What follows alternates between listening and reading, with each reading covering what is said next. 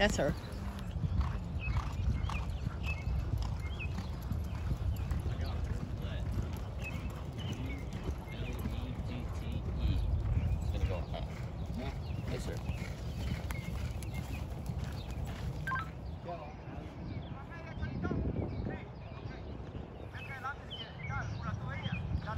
Yeah, what's up, Gary? Good, brother. What we got? Huh? Yeah, We'll be coming at you.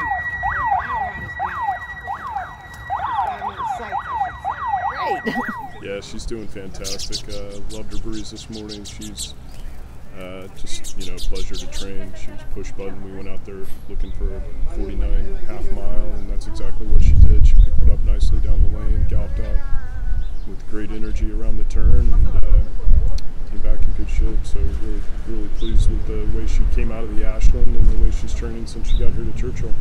Who was her workmate?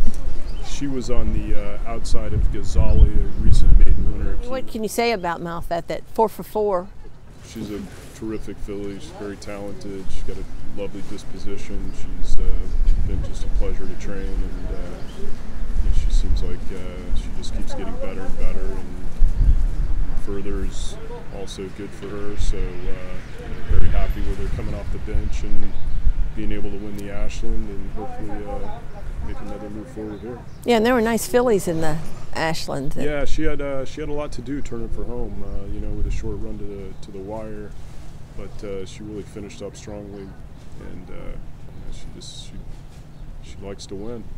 There's a lot of motion with any horse, really any horse, and any horse at this level, but especially with Shadwell, with Sheikh Hamdan's passing, to have this filly. Yeah, it was you know, it was kind of a bittersweet win.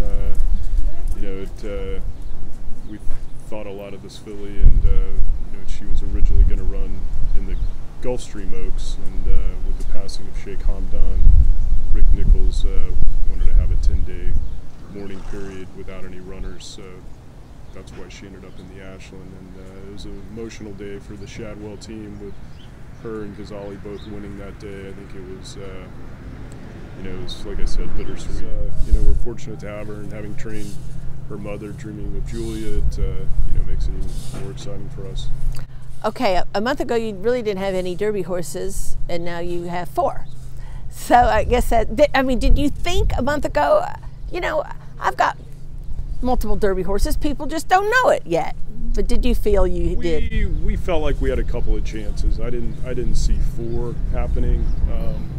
But you know, we knew that we were going to be represented in the last round of preps, and you know, with a couple horses going to the Wood and the Jeff Ruby Stakes, and then of course an agenda pointing for the Florida Derby, we felt like, you know, we had some more chances, and like everyone this time of year, you need your horses to be improving and stepping up and moving forward, and we felt like you know, a couple of them were doing that, but you know, I didn't envision 4, you know, a month ago.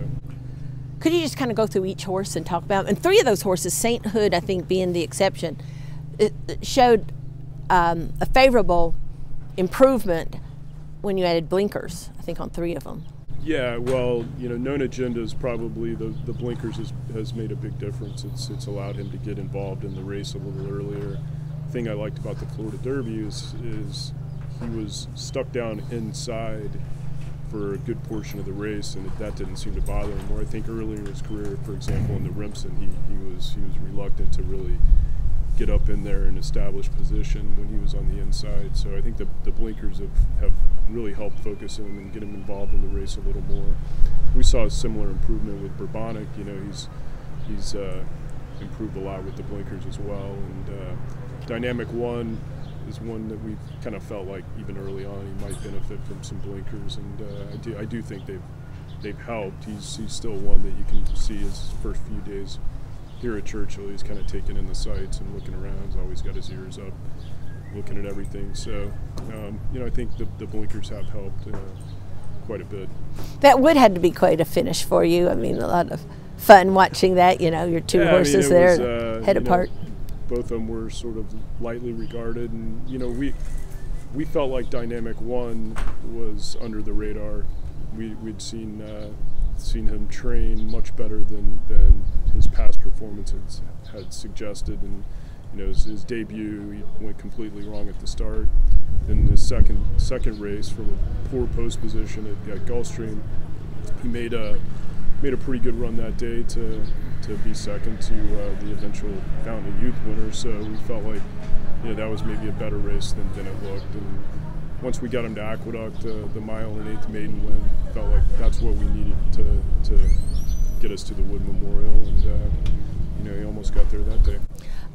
Does No Agenda remind you all of Always Dreaming? Just kind of thinking the path that he took to because then Always Dreaming went from an allowance win to the Florida Derby. Yeah, I mean it's a similar pattern to what Always Dreaming did with No Agenda. He ran once at Tampa and then allowance race at Gulfstream, followed by the Florida Derby. In No Agenda's case, he went to the Sam Davis instead of a maiden race like Always Dreaming. But when the Sam Davis didn't go right, we felt like we needed to get the blinkers on. We were fortunate that the mile and eighth allowance race filled, and we got that start was important to get us set up properly for the Florida Derby. Sainthood's taken an unusual route to the Kentucky Derby for you, going through the Jeff Ruby Stakes. And I assume that part of that is because all of a sudden it was worth 100 points to the winner this year. Yeah, I mean, that certainly made it attractive. In his case, he's by a horse that was a Grade 1 winner on the turf and the dirt. He's out of a Lemon Drop Kid mare, so there's enough pedigree to suggest that he might like the synthetic, and he took to it. He was a little unlucky not to win that day, but he certainly ran well. How do you feel about this assembly of horses versus other assemblies of horses you've brought into the Kentucky Derby in the past? The one thing I really like about this group is all of them are bred for the mile and a quarter. They all seem like they're going to improve as the distances stretch out. And they're strongly bred with stamina, and so a lot of times you come in here like hoping, can we get the trip? Can we stay that far? And in these horses' cases, I think they're all going to appreciate the mile and a quarter. Thoughts on Essential Quality? That he's the clear favorite, but then it's like, who's even the second choice? Yeah, I mean, to me, this is a wide open race. Essential Quality is a deserving favorite. He's been perfect in his career, and he'll definitely be the favorite. But I think it's a year where it's wide open.